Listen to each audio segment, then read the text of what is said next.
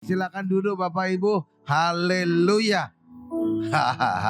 Harusnya hari ini yang khotbah Ibu Priscilla Chandra harusnya ya.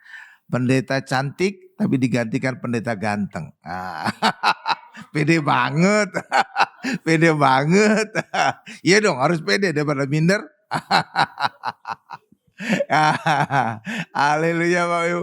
Saya sapa dulu Bapak Ibu semua. Shalom Bapak Ibu. Shalom, puji Tuhan. Saya senang berjumpa dengan Bapak Ibu. Saya yakin juga Bapak Ibu senang berjumpa dengan saya. Amin. Karena akan diberkati. Ya, judul khotbah kita hari ini adalah Rahasia Roh Kudus. Judul khotbah kita adalah Rahasia Roh Kudus. Apa judulnya Bapak Ibu? Rahasia Roh Kudus. Ya. Banyak orang Kristen tidak mengerti adanya Roh Kudus. Padahal semua orang Kristen pasti punya Roh Kudus. Kenapa? Karena kita adalah bait Roh Kudus. Ayat ada berkata demikian. Kenapa kita bisa punya Roh Kudus? Kenapa kita bisa dijadikan bait Roh Kudus? Karena kita telah dikuduskan oleh darah Yesus. Sehingga kita, Bapak Ibu di hadapan Allah, Maha Kudus. Jadi walaupun di hadapan manusia kadang-kadang kita maha kudus ya. Ya Bapak Ibu, karena kelakuan kita juga Bapak Ibu. Tapi sebenarnya di hadapan Allah kita maha kudus. Buktinya Allah mengutus Roh Kudus kepada kita dan kita menjadi bait Roh Kudus. Ya enggak Bapak Ibu? Iya. Kalau orang lain enggak mungkin punya Roh Kudus. Kenapa? Karena mereka belum dikuduskan oleh darah Yesus. Kalau dengan perbuatan mereka enggak mungkin manusia itu kudus. Apalagi maha kudus. Iya, kenapa? Karena ada juga ayat yang berkata di dalam Yesaya 64 ayat 6 jelas dikatakan kesalehanmu, kekudusanmu seperti kain kotor. Bahkan di Alkitab edisi terbaru, edisi kedua, kain kotor haid wanita. Iya Bapak, ada tambahan haid wanita Bapak Ibu. Iya, nggak tahu saya kenapa ada tambahan gitu ya. Tapi itulah faktanya ya. Ya, saudara bisa cek di Gramedia atau toko-toko buku terdekat. Jangan toko besi ya, itu nggak ada. Nggak ada toko material. Kecuali ada satu, CD-nya Ibu Salat ada di toko besi katanya. Nggak bercanda. Tapi beliau sendiri ngomong, cari di toko-toko material terdekat. Ya nggak Bapak Ibu? Ya, jadi gitu Bapak Ibu. Jadi kita bait Roh Kudus. Karena apa? Karena darah Yesus telah membasuh kita sehingga kita menjadi maha kudus. Amin. Tapi di luar Yesus kita tidak punya, ya orang tidak bisa punya Roh Kudus. Coba kita buktikan ayatnya dulu bahwa kita adalah bait Roh Kudus. 1 Korintus 6 ayat 19. Ya. 1 Kor 6 ayat 19. Luar biasa ya. Ya, hari ini luar biasa. Singernya cewek semua, WL cewek, ya. Pendetanya jadi pangeran sendiri gitu, Bapak, keren ya, keren. Iya dong, harus emansipasi ya, cewek cowok mantap. Ada satu surprise lagi Ibu Odi tampil, wah keren. Jarang-jarang itu, ntar lagi hujan kali ya, udah hujan. 1 Korintus 6 ayat 19, sudah di sana, nih di depan sudah ada. Ya kita baca sama-sama ya. 1, 2, 3. Atau tidak tahukah kamu bahwa tubuhmu adalah bait Roh Kudus yang diam di dalam kamu. Roh Kudus yang kamu peroleh dari Allah. Dan bahwa kamu bukan milik kamu sendiri. Ya. Jadi kita bait Roh Kudus. Atau dalam bahasa sehari-harinya rumah Roh Kudus. Oh kan mantap betul Bapak Ibu. Ya kan? Jadi Roh Kudus menjadikan kita rumahnya. Dan kalau kita rumahnya, pasti Roh Kudus menjaga kita. Nah pasti dong, sama seperti saudara juga. Saudara punya rumah kan? Nah pasti saudara jaga. Nggak mungkin maling saudara izinkan masuk. Sembarang orang nggak saudara izinkan masuk kan? Iya dong. Hal yang sama juga kalau kita bait Roh Kudus. Nggak mungkin ada kuasa-kuasa gelap sembarangan masuk ke hidup kita. Iya nggak? Tidak mungkin ada mara bahaya masuk ke hidup kita. Enggak, pasti dilindungi kita. Cuma masalahnya, Roh Kudus memang ada di hidup kita, tapi masalahnya ada orang Kristen yang mengizinkan Roh Kudus memimpin hidup kita, berkuasa atas hidup kita, tapi ada juga orang Kristen yang tidak mengizinkan Roh Kudus memimpin, tapi kedagingannya yang memimpin. Dan itu ketika orang Kristen hidup di bawah hukum Taurat. Jadi ketika orang hidup dalam hukum Taurat, mereka mengandalkan kekuatannya untuk benar di hadapan Allah. Bapak Ibu, karena itulah mari orang Kristen hanya hidup mengandalkan Roh Kudus bekerja di hidup kita, memimpin di hidup kita. Maka ketika kita izinkan Roh Kudus memimpin, akan ada dua hal yang lahir dari hidup kita. Dan itu adalah buah roh dan karunia roh. Iya Bapak Ibu. Jadi kalau saudara mengizinkan Roh Kudus memimpin, dua hal ini akan terjadi. Amin Bapak Ibu. Amin. Iya. Karena itu pastikan Roh Kudus memimpin hidup kita agar dua hal ini akan ada di hidup kita. Amin. Itu luar biasa Bapak Ibu kalau kita punya buah roh dan karunia roh. Luar biasa. Sekarang kita masuk saat Pentakosta, turunnya Roh Kudus pada murid-murid. Ya Bapak Ibu, ya ini ditandai saat Pentakosta turunnya Roh Kudus ya. Coba Kis 2 ayat 1 sampai dengan 4. Kis. Kisah seputar selebritis. Ada acara di TV tuh. Cuma Kisnya tuh S-nya 2. Kis, kisah seputar selebritis ya. Kalau ini S-nya 1 singkatannya. Kisah para rasul ya. Jadi ini mengisahkan para rasul. Cuma walaupun judulnya kisah para rasul, yang dominan adalah kisah Rasul Paulus. Makanya dulu bapak-bapak gereja pernah ingin membuat judul kitab ini kisah Rasul Paulus. Dulu. Tapi nyatanya jadinya kisah para rasul ya. Kok tahu Pak? Iya, dulu kan ada pelajaran teologi saya Bapak Ibu. Jadi dibahas tentang hal-hal gitu ya. Jadi ya penamaan-penamaan, kanonisasi itu diajari ya. Coba kita lihat sekarang Kis 2 ayat 1 sampai dengan 4. Sudah? Nih. Bapak Ibu saya baca ayat 1, Bapak Ibu ayat 2, saya ayat 3, Bapak Ibu ayat 4 ya. Saya yang ganjil, Bapak Ibu genap ya. Oke, kita gantian ya supaya ikut aktif. Ya, supaya jangan ada yang tidur gitu. Karena nggak mungkin sambil tidur sambil baca, nggak mungkin ya. Baca pasti bangun itu. Siap? Saya baca ayat 1 ya. Ketika tiba hari Pentakosta, semua orang percaya berkumpul di satu tempat. Ayat 2 Bapak Ibu.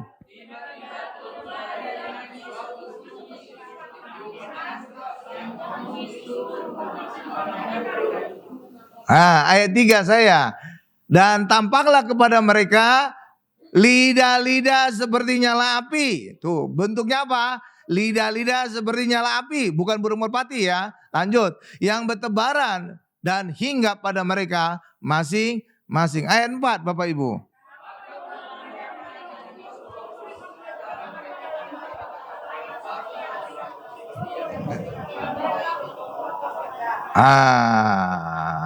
Ya. Walaupun bacanya nggak seragam Bapak Ibu nggak apa-apa. Yang penting nggak ada yang tidur. Ya nggak apa-apa Ibu. Ya kan? Iya nggak apa-apa. Walaupun ada kaca-kaca dikit nggak apa-apa. Yang penting nggak ada tidur. Oke Bapak Ibu. Nah tadi saya tekankan lidah-lidah seperti api. Saudara pernah bertanya-tanya enggak? Kenapa wujudnya lidah-lidah seperti api? Kok bukan seperti burung merpati? Padahal pada saat Tuhan Yesus dibaptis, wujud Roh Kudus seperti burung merpati. Benar nggak Bapak Ibu? Jadi saudara bisa pertanyakan gitu. Kok bukan seperti burung Pak? Kok ini lidah-lidah seperti api Pak? Jadi saudara bisa makin kritis. Oh iya ya, kenapa lidah-lidah seperti api? Kok bukan burung merpati nginggap di kepala murid-murid? Gitu kan? Ya nggak apa-apa. Karena sebentar lagi Roh Kudus akan memberikan perkataan-perkataan pada lidah murid-murid untuk diperkatakan. Makanya wujudnya seperti lidah. Coba kalau seperti burung, nanti cicit murid-muridnya. tweet. Ya. Cuma sekarang udah jadi XXXX. Nah, gitu Bapak Ibu. Ya, sebelumnya kan Twitter kan, nah, sekarang jadi XX. Ya kan Bapak Ibu, iya kan? Iya kan? Makanya jadi Alkitab itu tuh sistematis. Masuk logika, oh iya ya, dalam wujud lidah-lidah seperti api. Karena sebentar lagi murid-murid akan diberikan perkataan-perkataan oleh Roh Kudus untuk diperkatakan. Makanya wujudnya seperti lidah. Jadi masuk gitu logika ya Bapak Ibu. Oh iya juga ya. Nah gitu loh Bapak Ibu. Benar ya? Jadi iya iya. Jadi Alkitab itu tuh sebenarnya bisa masuk logika ya. Makanya ada ayat yang berkata juga, kasihlah Tuhan Allahmu dengan segenap hatimu, jiwamu, dan segenap akal budimu. Jadi artinya apa? Mengasihi Tuhan itu bisa masuk logika. Benar Bapak Ibu? Makanya salah kalau seandainya orang Kristen meninggalkan logikanya di rumah. Enggak. Saudara bisa kritisasi pendeta, gereja juga bisa. Kenapa? Kita mengasihi Allah dengan akal budi kita. Jadi saudara bisa berpikir, ini khotbah pendeta masuk akal enggak ya? Bisa Bapak Ibu. Kenapa? Karena Alkitab juga mendorong kita untuk mengasihi Allah dengan akal budi kita. Jadi harus masuk gitu Bapak Ibu ya. Oh iya ya, gitu. Jadi luar biasa ya Alkitab kita ya. Ya kan? Jadi bukan hanya ngeroh aja kita ya, tapi masuk logika juga. Mantap ya. Oke, lanjut Bapak Ibu.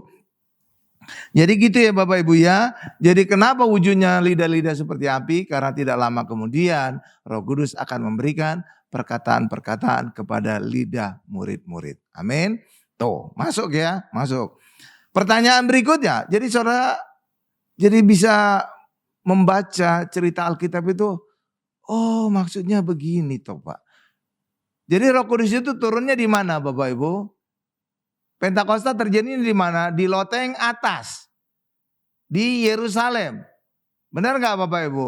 Saudara bisa ngejar lagi. Kenapa harus di loteng atas Pak? Di Yerusalem. Kok bukan di Bethlehem Pak? Kok bukan di Nazaret Pak? Kok bukan di Betania Pak? Tuh. Oh iya juga ya. Kenapa di situ ya? Gitu Bapak Ibu.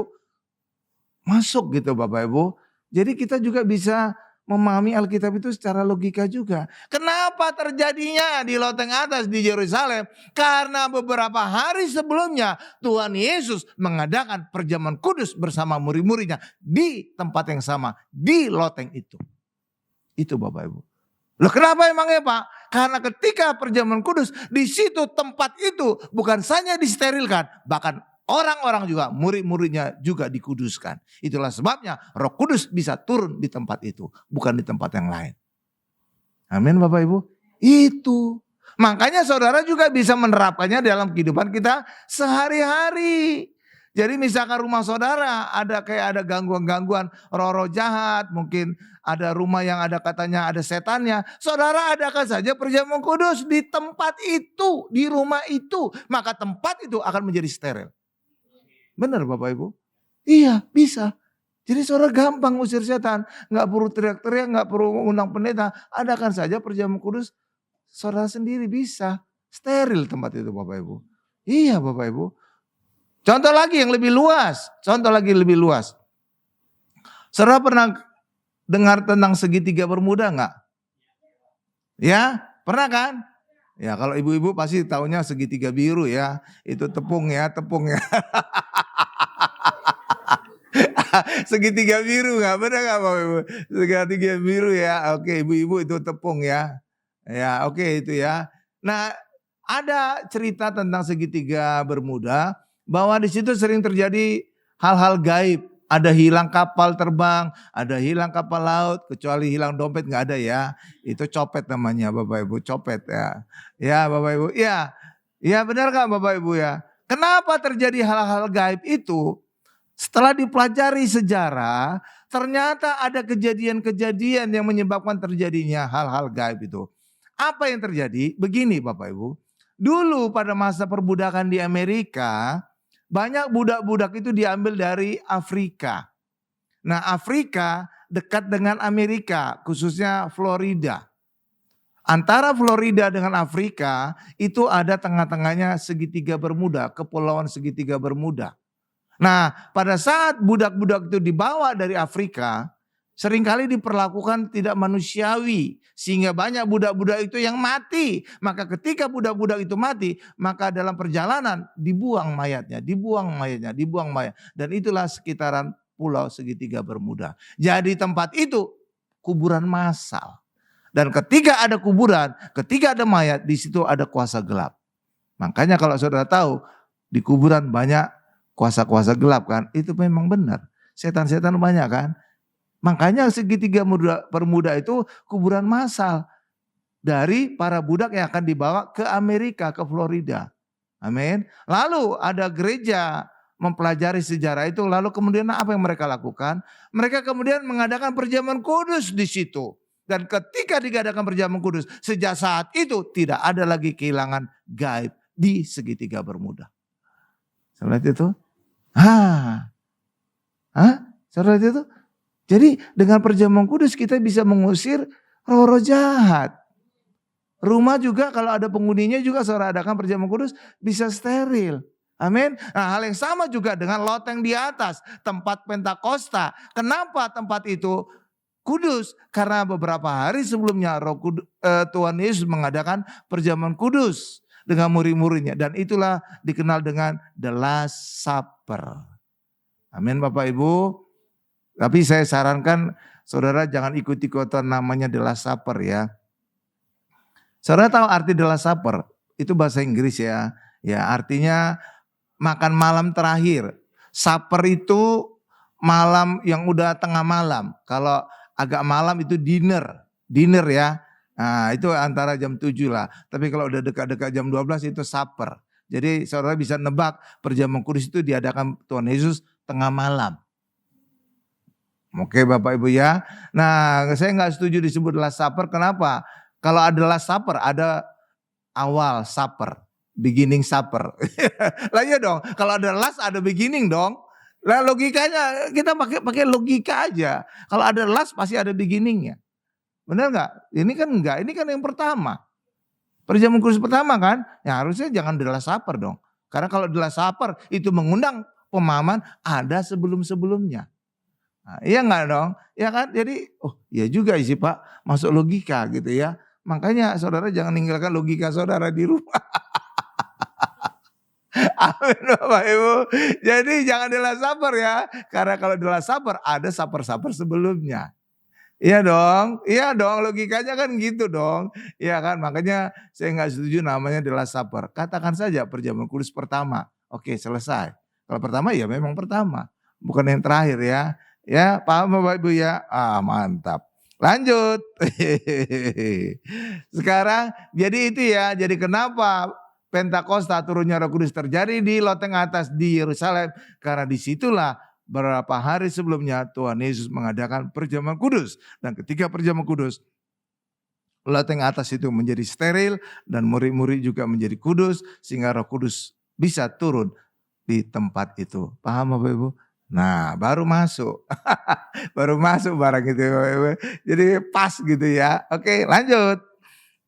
Nah sekarang perannya Roh Kudus apa? Coba kita buka Yohanes 16 ayat 8 sampai 14. Peran Roh Kudus ya. Menarik Bapak Ibu ya. Nah ini seringkali gak teliti dibaca orang Kristen sehingga ditafsirkan secara berbeda.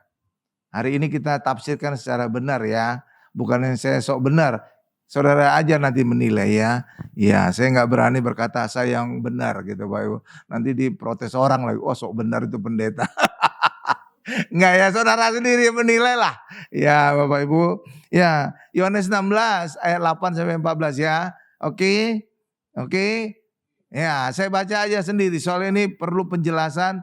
Ya, jadi agak repot kalau kita baca bergantian. Nih saya baca ayat 8-nya dulu ya. Oke, saya mulai. Dan kalau ia datang, siapa nih ia nih? Roh Kudus datang. Roh Kudus akan menginsapkan dunia. Nah, titik 2 dulu supaya tahu saudara pembagiannya. Ada 3 hal yang diinsapkan. 1, akan dosa. 2, akan kebenaran. 3, akan penghakiman. Jadi ada 3 hal yang diinsapkan oleh Roh Kudus. Cuma karena terlalu cepat dibaca orang sehingga jadi orang nggak melihat ada 3 hal sebenarnya. Oke, jadi akan apa pertama? Akan dosa. Yang kedua akan kebenaran. Yang ketiga penghakiman. Nah jadi ada 3 hal ya. Nah 3 hal ini dijelaskan oleh ayat berikutnya. Ayat 8-nya. Akan dosa. Ini Ya, jadi ada penjelasannya. Jadi mantap. Akan dosa. Karena mereka tetap tidak percaya kepadaku, kepada Yesus. Jadi kenapa harus dihisapkan akan dosa? Supaya orang dunia sadar bahwa mereka hanya bisa diampuni di dalam Yesus. Di luar Yesus tidak ada pengampunan dosa. Amin Bapak Ibu. Nah kalau di dalam Yesus ada pengampunan dosa, makanya orang Kristen tidak ada dosa yang tidak terampuni. Kenapa Pak orang Kristen tidak ada dosa tidak terampuni? Ya logika saudara aja. Kalau seandainya ada dosa yang tidak terampuni, artinya apa? Dosa lebih besar dari Yesus. Karena ada yang tidak terampuni. Di dalam Yesus semua kan diampuni kan?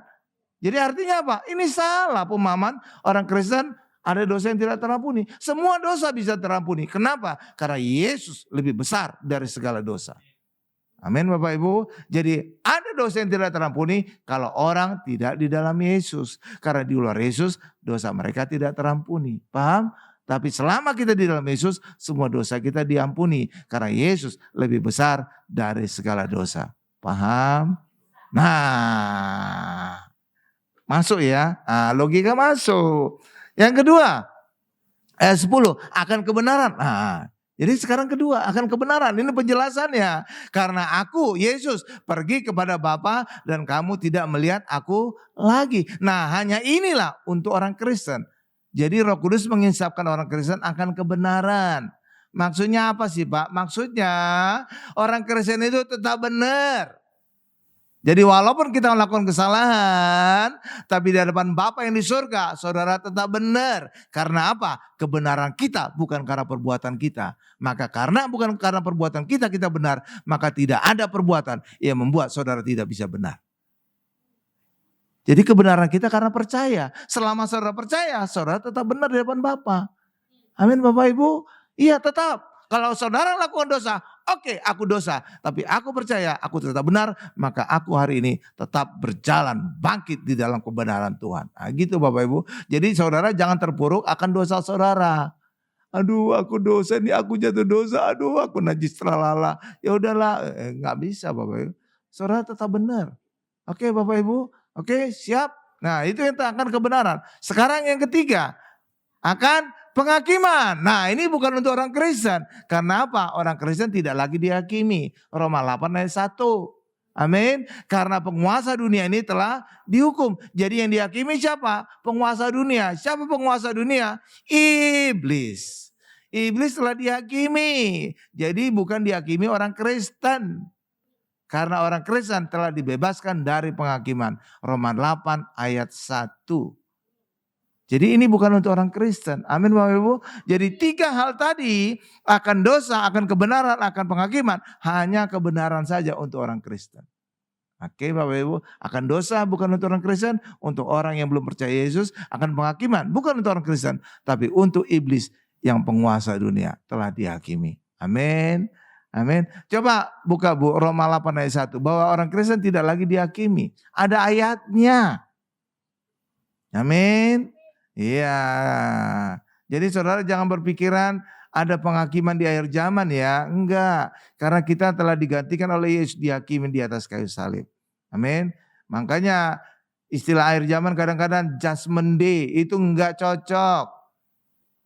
Amin Bapak Ibu. Jadi itu banyak pengajaran dari luar negeri. Jadi belum tentu orang luar negeri lebih pintar dari kita, enggak. Belum tentu ya Bapak Ibu ya, belum tentu. Ya. Oke ya kan seringkali akhir zaman kan disebut judgment day kan.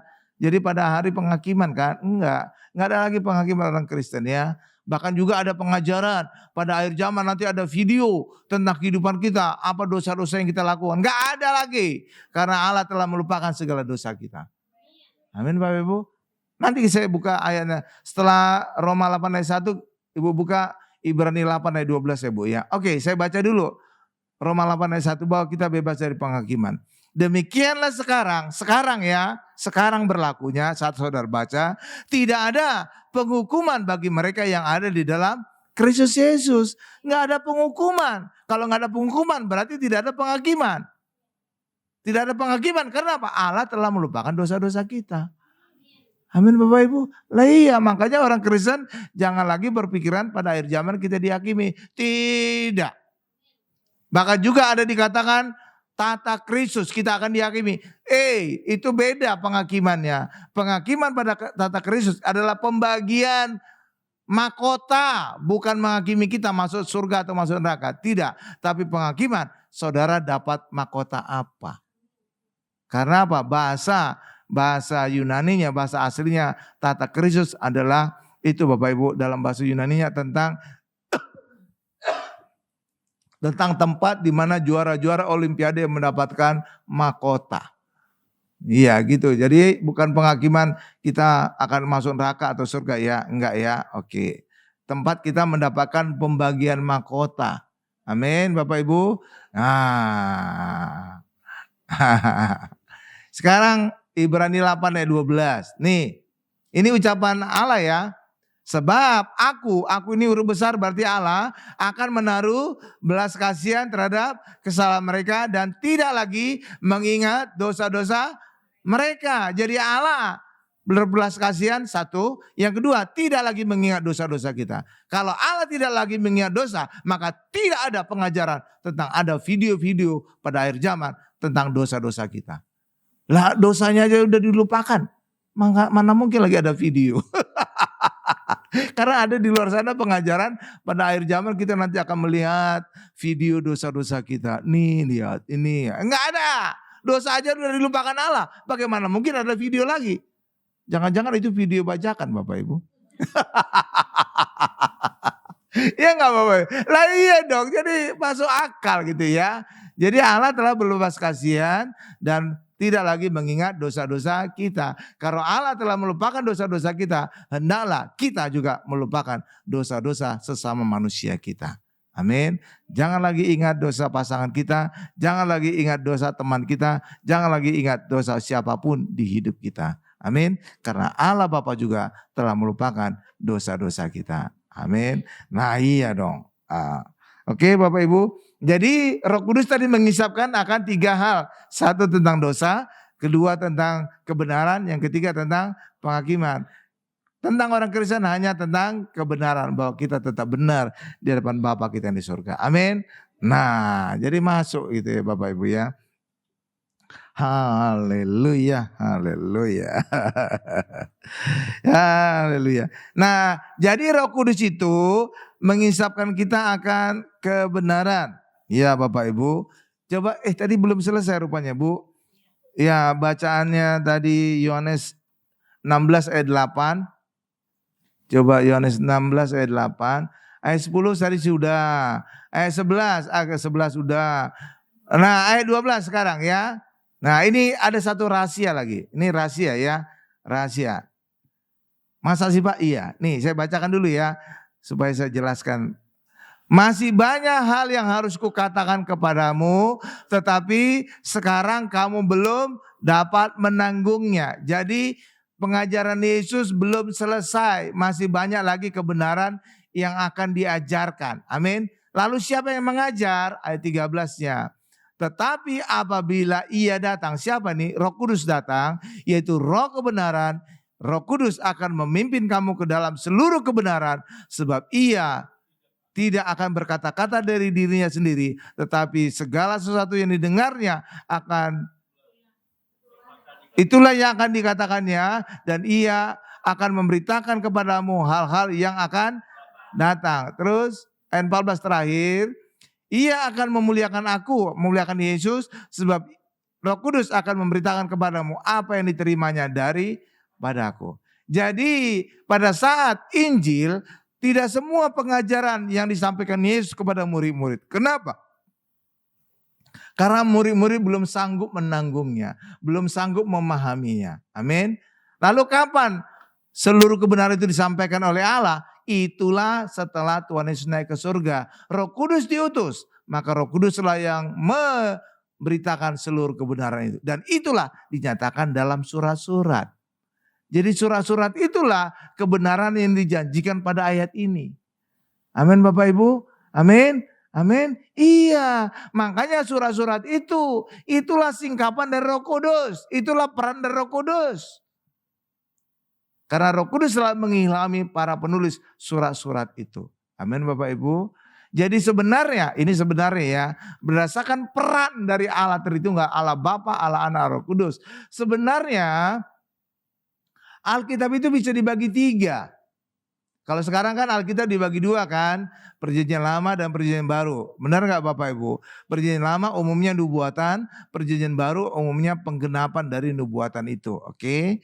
Tapi kalau dari Tritunggal Allah, peran dari Allah Tritunggal, maka Alkitab itu bisa dibagi atas 3. 1, Perjanjian Lama itu peran Allah Bapa yang dominan. Walaupun peran Tuhan Yesus dan Roh Kudus juga ada. Dan itulah seringkali ketika Daud diurapi dengan minyak, dilantik, ditakbiskan sebagai raja, maka Roh Kudus turun atas Daud. Nah, jadi Roh Kudus kelihatan kehadirannya. Benar Bapak Ibu? Demikian juga Tuhan Yesus juga sering kali kehadirannya terlihat pada saat ada 3 orang yang datang kepada Abraham. Nah, itu datang Bapak Ibu. Nah, itu dipercaya orang kehadiran Tuhan Yesus sebelum kelahirannya. Oke. Lalu yang kedua adalah Injil. Nah, Injil itu peran Yesus yang dominan. Tapi Allah Bapa juga kelihatan, Roh Kudus juga kelihatan, khususnya pada saat Tuhan Yesus dibaptis. Roh Kudus hadir dalam bentuk burung merpati, Allah Bapa dalam bentuk suara yang dari surga. Inilah anakku yang kukasihi, kepadanya aku berkenan. Lalu bagian ketiga, peran Roh Kudus yang paling dominan, itulah surat-surat. Amin Bapak Ibu, surat-surat. Iya, jadi sebenarnya Alkitab bisa bagi 3. Bukannya pinter-pinternya saya Bapak Ibu, bukan. Tapi kita bagi dari peran. Jadi pembagian Alkitab itu bisa berdasarkan perjanjian Lama, Perjanjian Baru. Bisa juga kita bagi berdasarkan peran. Peran dari Allah Tritunggal. Allah Bapa, Allah Anak, Allah Roh Kudus. Kok bisa dibagi demikian Pak? Ya seringkali kita bisa juga bagi kehidupan kita juga. Contoh. Peran saya juga banyak. Sebagai suami, ya bagi istri saya. Sebagai bapak, benar gak? Bagi anak saya. Sebagai pendeta, gembala, bagi jemaat Mount Hermon Church. Benar gak Bapak? Jadi saya bisa dilihat dari berbagai aspek. Enggak cuma dari satu aspek. Saya suami, benar suami saya. Karena apa? Suami dari istri saya. Saya juga bapak bagi anak saya. Saya juga gembala bagi Mount Hermon Church. Jadi tergantung perspektif mana saudara lihat saya. Benar gak Bapak? Ketiga-tiganya benar. Saya suami benar. Bapak benar. Gembala benar. Tergantung aspek mana yang kita lihat dari saya. Benar gak Bapak? Hal yang sama juga dengan Alkitab. Alkitab juga bisa dibagi demikian. Berdasarkan pembagian Perjanjian Lama, Perjanjian Baru. Oke, itu benar. Tapi juga bisa dilihat dari peran dari Allah Tritunggal. Itu juga bisa benar. Amin Bapak Ibu. Nah iya bisa. Demikian juga Alkitab juga bisa dilihat dari nubuatan. Itu pada Perjanjian Lama, penggenapan dalam Perjanjian Baru. Bisa juga. Benar gak Bapak Ibu? Iya bisa.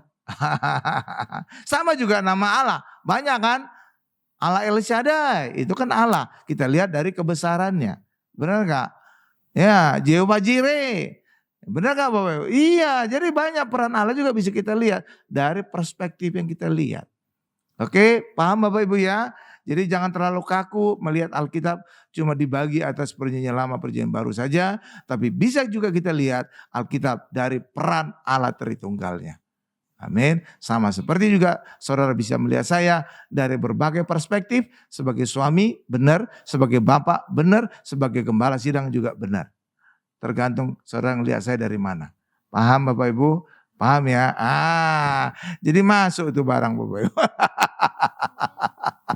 Paham ya? Jadi nggak ada salah atau benar, tapi tergantung perspektifnya. Paham? Lanjut. Nah, ketika Roh Kudus berperan di hidup kita dan memang harusnya Roh Kudus memimpin hidup kita, ya, maka ada itu Bapak Ibu, ada buah-buah roh. Coba Galatia 5 ayat 18 sampai dengan 23. Nah, di sini ada satu rahasia. Tapi banyak kali orang gak bisa ngelihat ya. Galatia. Saya dorong Bapak Ibu kalau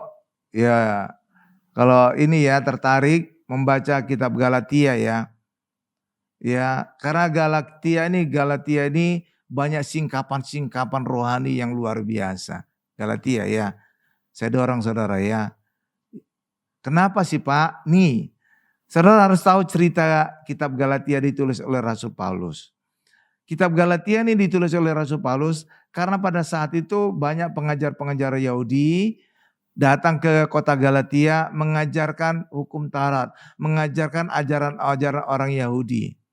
Nah, pengajaran-pengajaran ini tidak sesuai dengan pengajaran Tuhan Yesus dan Rasul Paulus. Itulah sebabnya pengajaran-pengajaran ini di apa namanya? Di counter bahasa Indonesia apa namanya? Ditangkal oleh Rasul Paulus dengan pengajaran-pengajarannya. Itulah sebabnya dalam kitab Galatia ini banyak singkapan untuk menangkal kehidupan orang Kristen bahwa kita hari ini hidup dalam anugerah, bukan lagi hidup dalam hukum Taurat. Makanya saya dorong saudara membaca kitab Galatia. Ini kitab yang sangat penting. Kalau saudara bisa paham ini, wah, saudara akan mendapat singkapan yang luar biasa tentang anugerah dan hukum Taurat. Amin Bapak Ibu. Ya, jadi Galatia ini luar biasa ya. Ya, karena apa? Inilah ajaran Rasul Paulus untuk membebaskan kota Galatia, orang Galatia dari ajaran-ajaran sesat. Oke, makanya banyak singkapan-singkapan yang luar biasa. Beda dengan Korintus, beda dengan kitab yang lain ya. Jadi saya sarankan saudara membaca kitab Galatia ya. Kalau saudara bisa paham kitab Galatia, 2 jempol. Galatia ya. Masa sih Pak? Iya. Saudara baca nanti ya di rumah ya, PR ya, besok ujian.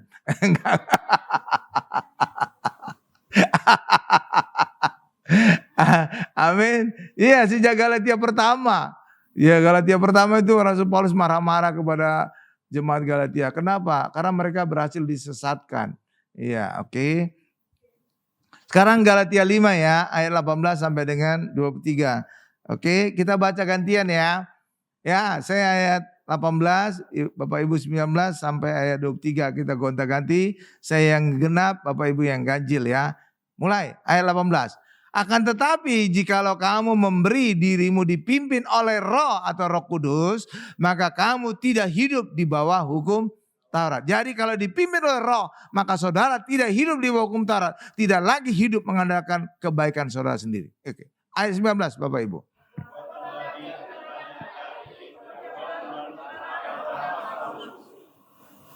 Ya, ayat 20. Penyembahan berhala, sihir, perseteruan, perselisihan, iri hati, amarah, kepentingan diri sendiri, pencideraan, roh pemecah. Ayat 21 Bapak Ibu.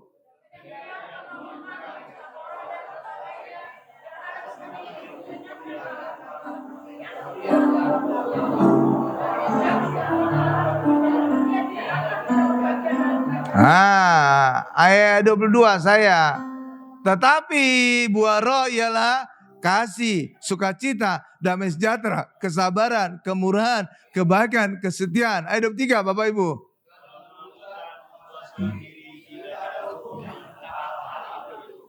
Ya, buah roh ada berapa di situ saudara? Itu enggak? 9.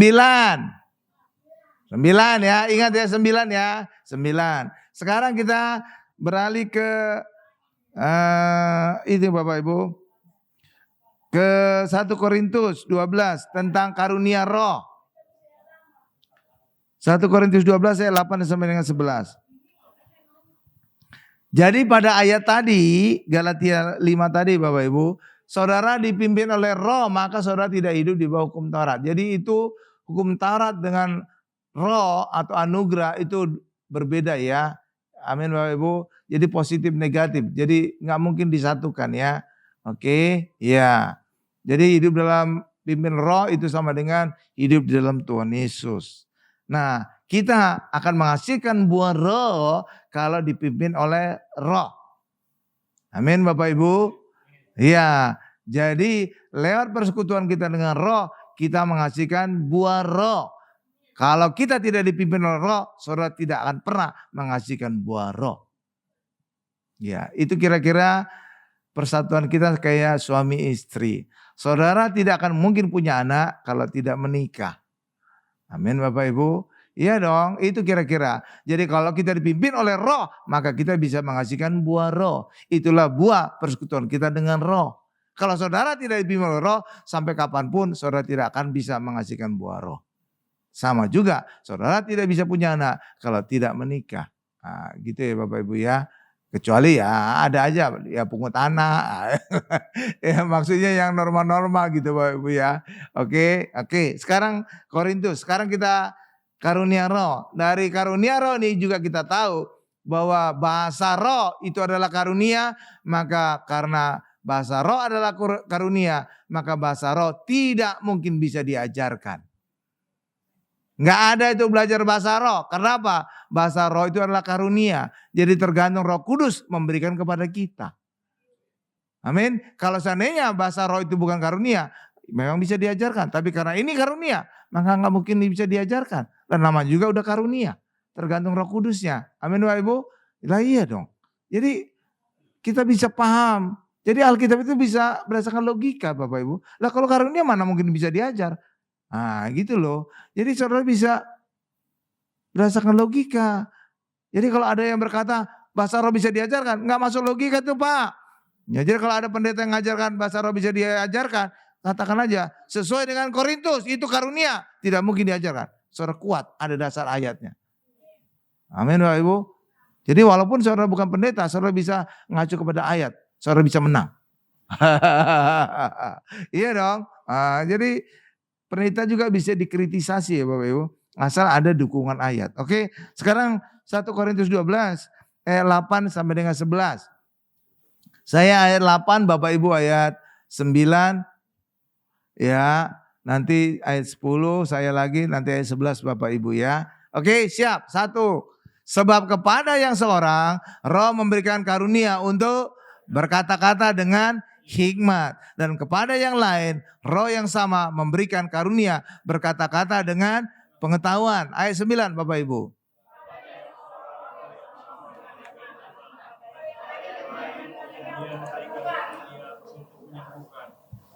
Ya, ayat 10 saya. Kepada yang seorang Roh memberikan kuasa untuk mengadakan mujizat, dan kepada yang lain Ia memberikan karunia untuk bernubuat, dan kepada yang lain lagi Ia memberikan karunia untuk membedakan bermacam-macam roh. Kepada yang seorang Ia memberikan karunia untuk dengan bahasa roh, dan kepada yang lain Ia memberikan karunia untuk menafsirkan bahasa roh itu. Ya, ayat 11 Bapak Ibu.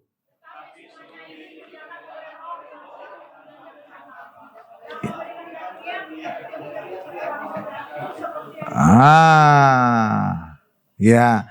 Ayat 10-nya Pak, coba scroll balik Pak. Ayat 10. Nah, ayat 10 Bapak Ibu, kepada yang ini langsung loncat saya ke tengahnya.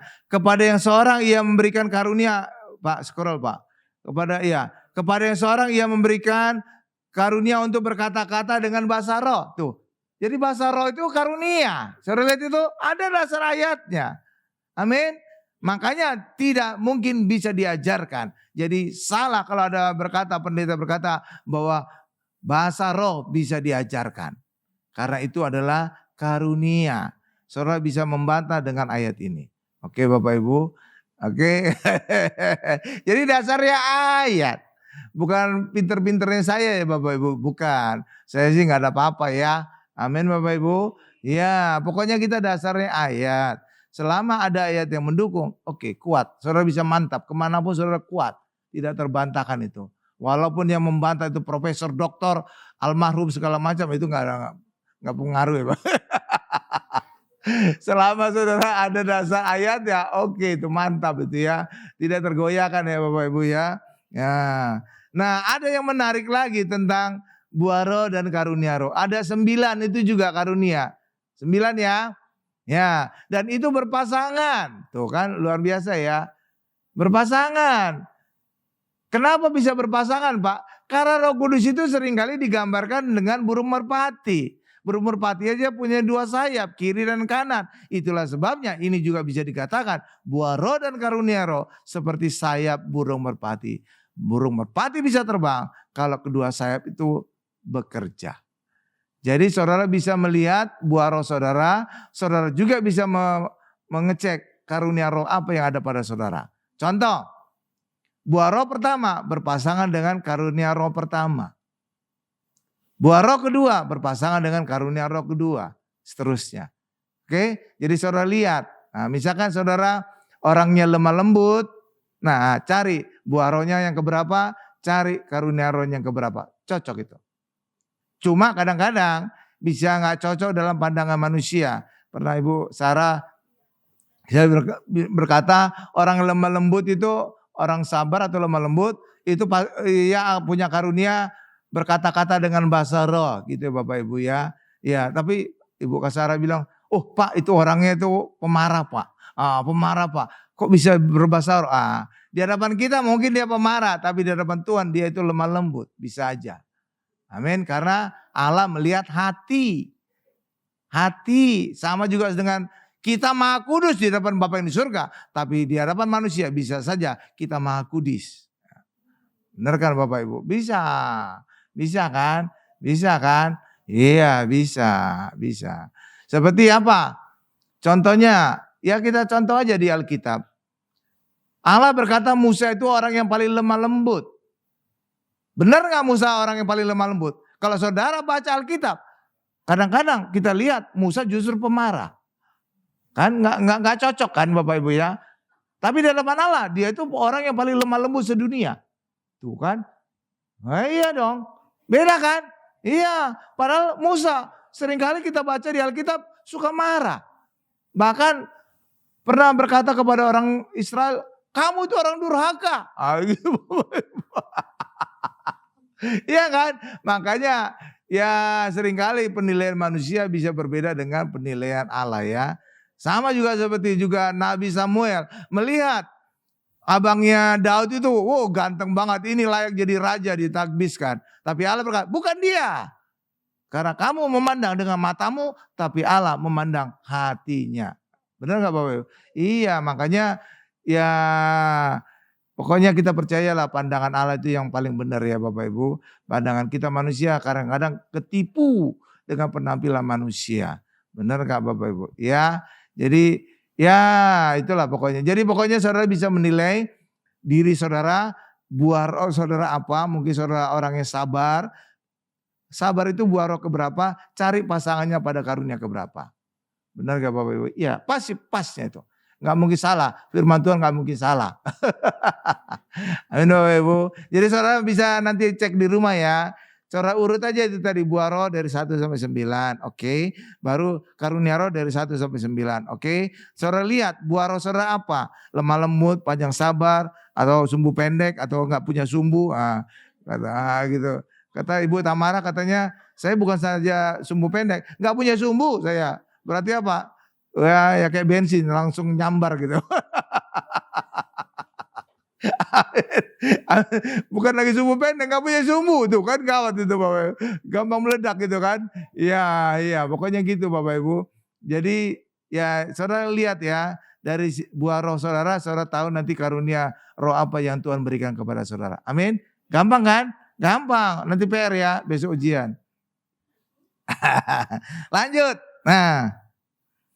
Roh Kudus juga adalah penolong dan penghibur. Ya Bapak Ibu. Kalau penolong dan penghibur berarti apa? Roh Kudus salah dituduh sebagai mengorek-ngorek kesalahan kita ya. Karena banyak pengajaran di luar sana dikatakan Roh Kudus yang mengorek-ngorek dosa kesalahan kita kan. Salah ya Bapak Ibu. Karena Roh Kudus adalah penolong dan penghibur. Mana mungkin penolong dan penghibur ngorek-ngorek juga dosa kesalahan kita. Nggak cocok ya Bapak Ibu ya. Nggak cocok kan? Ya. Yang pendakwa itu siapa yang suka ngorek-ngorek kesalahan kita? Itu iblis, bukan Roh Kudus. Amin. Iblis yang suka ngorek-ngorek kesalahan kita. Coba kita tutup ayatnya dengan Yohanes 14 ayat 16 lalu loncat ayat 26. Ini ayat terakhir. Yohanes 14 ayat 16 lalu ayat 26. Ini saya bacakan. Aku akan meminta kepada Bapa dan Ia akan memberikan kepadamu seorang penolong. Penolong yang roh besar. Berarti Roh Kudus ini. Oke. Yang lain supaya Ia menyertai kamu selama-lamanya. Tapi gak tahu tetangga sebelah berkata penolong itu nabinya mereka. Terserahlah. Terserah ya. Ya imannya masing-masing. Ya udah. Imanmu, imanku. Itu aja gampang ya. Jangan berdebat, jangan terpancing untuk berdebat. Kenapa Bapak Ibu? Saudara nggak mungkin berdebat kalau imannya beda-beda. Ya, bahkan juga sesama orang Kristen juga saudara jangan berdebat. Kenapa? Iman saudara tingkatannya berbeda-beda. Bagaimana mungkin bisa berdebat? Itu ibarat anak SD berdebat dengan mahasiswa. Nggak nyambung. Nyambung nggak Bapak Ibu? Nggak nyambung. Amin. Itu ibarat jaka sembung pegang golok. Nggak nyambung dan blok. Gitu. Oke Bapak Ibu, amin. Ya gitu ya. Jadi jangan berdebat karena iman kita beda-beda. Itu ibarat anak SD berdebat dengan mahasiswa, pasti nggak nyambung ya. Amin. Nah iya kan, iman kita kan beda-beda kan. Iya, contoh sederhana deh, gampang. Baptisan, ada bahasa yang percik, ada bahasa yang selam. Masing-masing kan beralasan, ada ayat yang mendukung kan. Enggak ketemu itu. Ya udah imanmu, imanku. Gampang, gak selesai kan. Jadi jangan berdebat, karena apa? Iman kita beda-beda. Oke, amin. Jadi itu kayak jaka sembung megang golok ya. Ya kan gak nyambung, blok. Amin Bapak Ibu. Oke, ya. Jadi yang sering mendakwa itu siapa? Iblis. Sebaliknya Tuhan Yesus adalah pembela kita siang dan malam di hadapan Allah. Kalau Wahyu 12 ayat 10 itu iblis mendakwa kita di hadapan Allah siang dan malam. Amin. Tapi itu dulu sebelum Tuhan Yesus naik ke surga. Ya, makanya iblis dulu bisa mendakwa orang. Seperti Ayub bisa didakwa. Oke. Tapi sekarang gak bisa lagi iblis mendakwa. Karena iblis telah dilempar ke bumi. Makanya tidak lagi di depan Allah. Kalau gak lagi di depan Allah, bagaimana mungkin bisa mendakwa di depan Allah siang dan malam? Gak mungkin kan? Jadi ini dalam kasus Tuhan Yesus belum naik ke surga. Iblis masih bisa di hadapan Allah untuk mendakwa manusia. Tapi setelah Yesus naik ke surga, iblis dilempar ke bumi. Itulah sebabnya berlaku Petrus. Petrus berkata, iblis seperti singa yang mengaum-ngaum berkeliling untuk mencari orang yang bisa ditelannya. Jadi langsung di depan manusia berkeliling mencari orang yang bisa ditelannya. Bukan lagi di depan Bapa yang di surga mendakwa manusia. Paham Bapak Ibu? Karena iblis sudah dilempar ke bumi. Enggak lagi di depan Allah Bapa. Oke? Lalu di depan Allah Bapa siapa? Yesus. Yesuslah yang membela kita siang dan malam di hadapan Allah. Itulah sebabnya selama kita di dalam Yesus, pembelaan Yesus ada di hidup kita sehingga kita bebas mara bahaya, bebas penghakiman, bebas penghukuman Allah. Amin. Amin Bapak Ibu. Amin. Nah, saya simpulkan. Roh Kudus diutus Bapa untuk menolong dan menghibur kita karena Allah tidak ingin kita hidup sendiri. Jadi Roh Kudus diutus untuk menemani kita, untuk menolong kita, untuk menghibur kita. Yang kedua, izinkan Roh Kudus selalu memimpin hidup kita agar kita selalu berbuah roh dan penuh kuasa. Amin Bapak Ibu, kita tundukkan kepala kita. Terima kasih Tuhan untuk firman-Mu hari ini. Hari ini kami diajarkan, disingkapkan tentang rahasia Roh Kudus. Hari ini kami memahami, kami sebagai bait Roh Kudus, maka kami izinkan Roh Kudus memimpin agar hidup kami berbuah roh dan menghasilkan karunia-karunia roh. Terima kasih Tuhan. Dalam nama Yesus kami berdoa dan mengucap syukur. Haleluya. Sama-sama kita berkata, amin.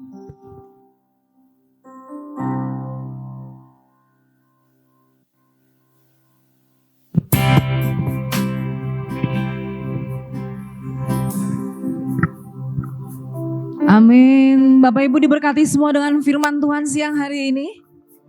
Amin. Tetap setia kita untuk Tuhan ya. Kalau Tuhan kita izinkan untuk berjalan bersama kita, Tuhan pasti akan membela kita. Amin.